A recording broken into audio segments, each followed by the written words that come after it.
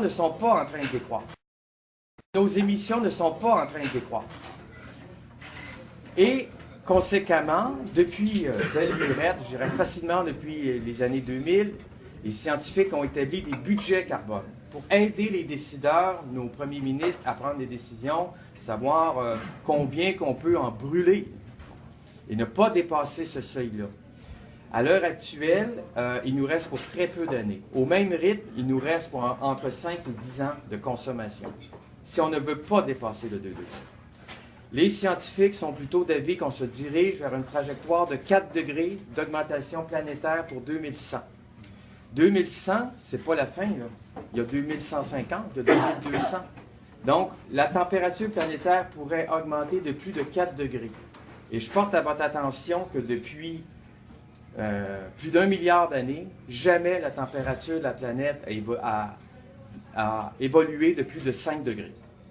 Donc, on est en train, nous, en quelques siècles, à vraiment débalancer, si on peut dire, les flux thermiques sur la planète.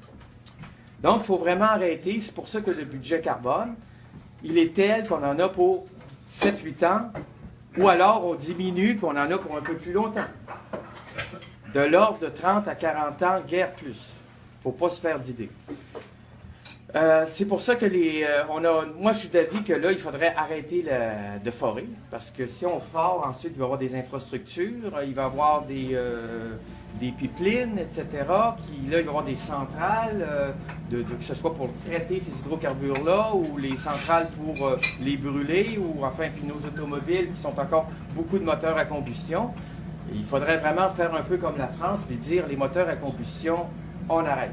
Il y a une interdiction sur le territoire. Et il faudrait que ce soit les pays développés qui le fassent en premier. Ce serait normal, dans l'ordre des choses. Dernier point peut-être, en ce qui concerne les conséquences, il faut déjà voir qu'aujourd'hui, là je ne suis pas dans des siècles à venir, mais déjà aujourd'hui, le sud se déplace vers le nord d'environ 30 mètres par jour. Et là, il faut se mettre dans la place des êtres vivants.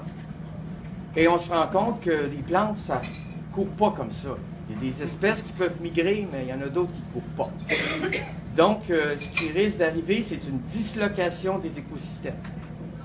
Donc, s'il est vrai que parfois, dans la toundra, il va y avoir des nouvelles espèces et un peu plus de biodiversité, règle générale, il va y avoir une érosion de la biodiversité pratiquement partout sur la planète.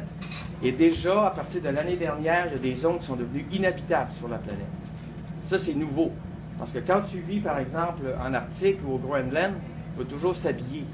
Mais quand il fait 50 degrés Celsius à 100% d'humidité, un être humain ne peut pas survivre plus de 5 heures, 4 à 5 heures. Donc, c'est des problèmes nouveaux.